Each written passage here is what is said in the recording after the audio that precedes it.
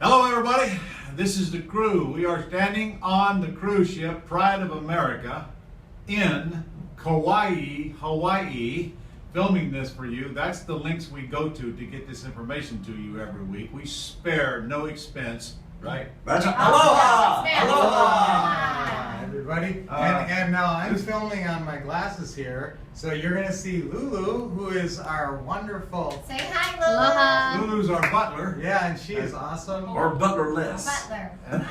And then Beverly is the actually... Wave hi, you're on camera. Hey, Beverly. Look at Brian. Look at Brian. Beverly is actually going to be reading the questions to Lulu, or to us, Yes. while Lulu's filming us. So, are we ready? That is Brian Yeah. Wolf. That is Lynette Wolf. Jay Connor. Hey. Carol Connor. Aloha. All right. All right. First question, Miss Beverly.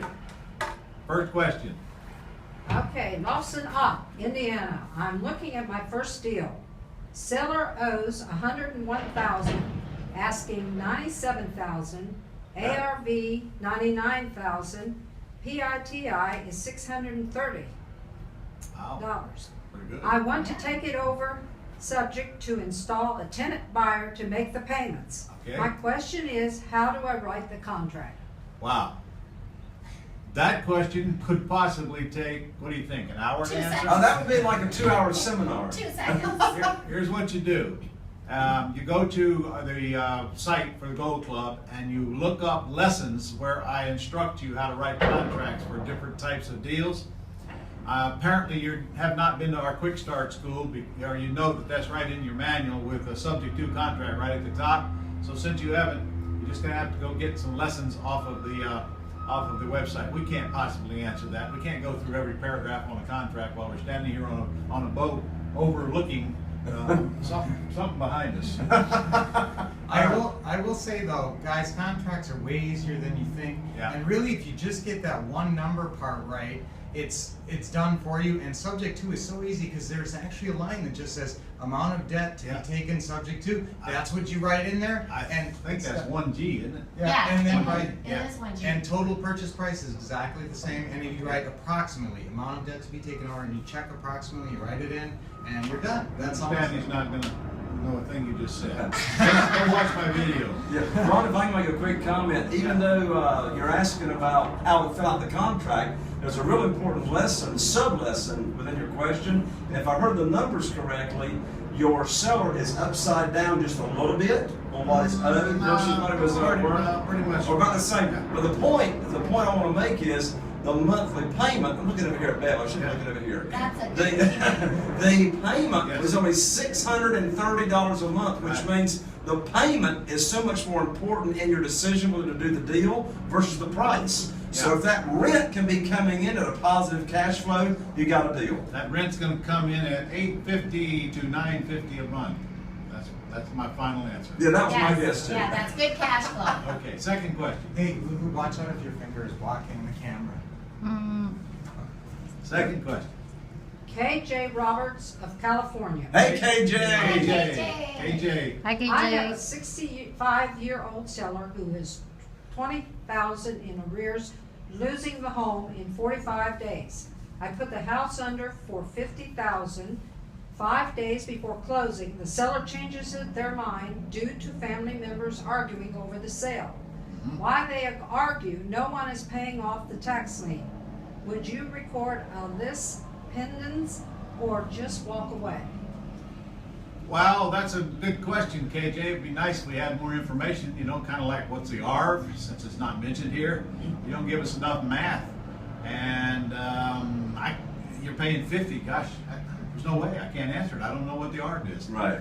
Like, let's say the ARV is 200. Absolutely, I'd do everything I can to stop it. But a list pendens is not gonna affect that foreclosure. Right. You said tax liens, and then you said something like foreclosure. I don't know which one is causing the problem. Is someone filing for a tax deed? If that's the case, this thing's gonna be taken care of quickly. If they're filing for foreclosure, you got more time. I'll tell you this much, I never made any money on any deal that I walked away from. There is that. That is true. There is But, that. I have to have more information. I'll tell you what, every deal is different in terms of how much of your time and energy you want to expend. and you are going to decide what dollar amount you're going to put on the time and energy you attribute into each deal. If it's your first deal, you'll probably work way too hard for $10,000. Yeah, it's not AJ's first deal. Yeah, but as you get going, all of you guys, you're gonna want to optimize your time and energy and just get the cream of the crop. As I remember, KJ is our #1 Gold Club point holder. Woo! Congratulations, AJ. Yeah. Well, and just a quick comment as well to go on with what Brian just said. I'm not going to say not fight for a deal, not to hold people to the legalities of written contract, but I will tell you this, what my experience has been in the last 12 years of negotiating deals. And that is, regardless of what's in writing, if you've got a non-cooperative seller, you better have a huge profit potential to make it worth your while for the And fight. that's what we couldn't tell because we don't know We the didn't have art. enough Right. information. A lot of art there. I'd stand my ground. Sure. We do have a legal binding contract, but if there's not enough to fight over. If there's $5,000 or $7,000, it ain't worth it. No way. Okay, Miss Beverly, next question. Bob Valdez of California. Hey, Bob! Hi, Bob. How do you do owner financing when the property is still bank owned? That's an easy one. Ready? 1, 2, 3. You don't. They let you do it with private money. Banks aren't gonna owner finance. No, That's an easy no, question. No, all cash. Only get owner financing from individuals. Yes.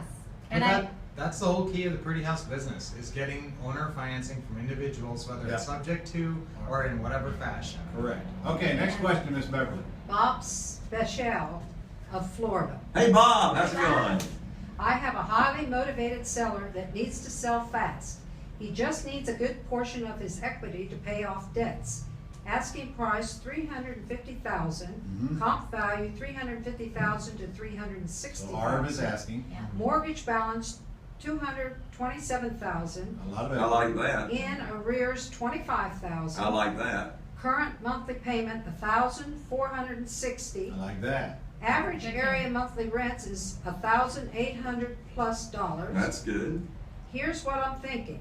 I was going to purchase the property with a lease purchase agreement with the balance of the mortgage at the time of closing plus $100,000 as the purchase I price. don't like that. Equity payout to him would be $25,000 from my end buyer's option fee to be paid directly to the mortgage and bring it current with the remaining $75,000 to be paid at the time of closing. Then sandwich lease it to a buyer for $399,000 and $2,500 monthly payment. Would that work? Who wants to take that first? Well, which piece? Which piece It'll work work? if you have a willing, qualified buyer that has $25,000 down, and you've got to work this out with the bank and make sure. Some of them won't even take this $25,000 at some point. If he's $25,000 in arrears, you got to make sure what their last communication with the bank was, when the foreclosure is going through, or if they're pursuing it at all. Yep. And then find out when you can get that $25,000 to Yep. them. But you got to have someone waiting with $25,000 to make this work. Good point. Well, just a quick comment and then turn over to Ron. Of all these different pieces and facts that you gave us, you've got a seller, and of course this is not uncommon, you've got a seller that is asking ARV for the price of their home, and they're $27,000 in arrears. Yeah. So first of all, you have got a very, very strong leveraging piece of information there. I want to know when the sale is, and one of my favorite questions that Ron taught me to say 6 years ago is, if you don't sell your home to me, what are you going to do?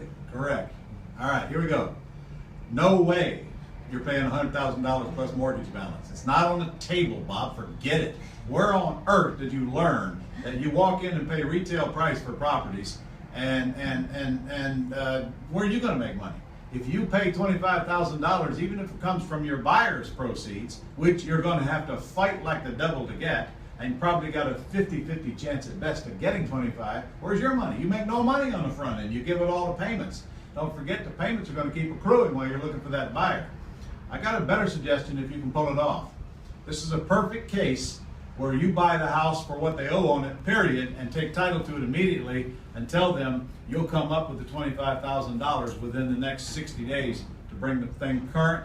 and get them out. You're not giving them any money for their equity. If you do, you destroy the entire deal, period. Agree.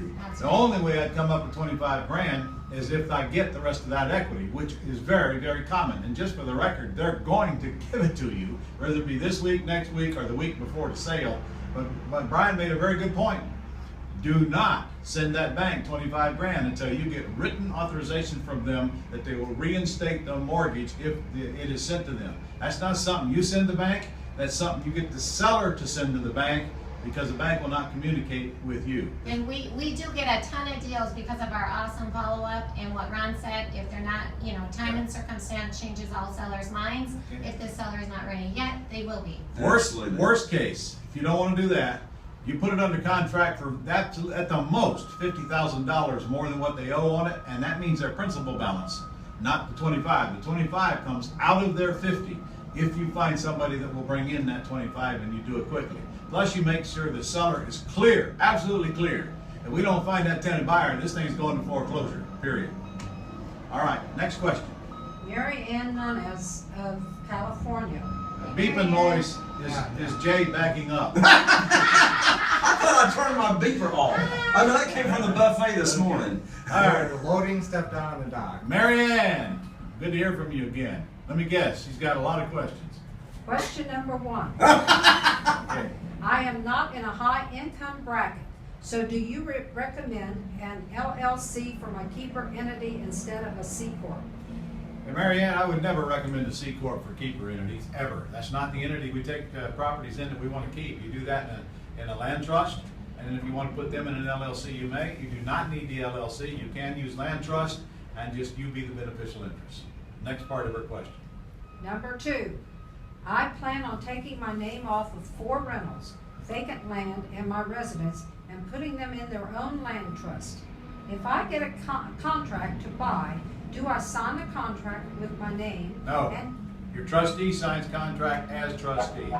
Next part of the question. and at closing, I transfer it to a land trust. No need to do that, Mary Ann. Mary Ann, look, I want to stop this right now. I've read your questions, and to be honest with you, they're so basic, so off target. I'm going to make you a very strong recommendation here, and that is that you get to my Quick Start School as soon as you possibly can, because when you're submitting these kind of questions to us, and I know you haven't heard the other ones, but they're so off target. Listen, just the simplest basic training should clear up these kind of questions. And I hate to see you out there in the real estate world with your level of knowledge right now, because it's just a matter of time where you're going to take a very serious seminar. Please do whatever you can to get into the Quick Start School as fast as you possibly can. Well, I can attest to it as well. I mean, get to the Quick Start, it tripled mine and Carol Joy's income the first 12 months we were after attending.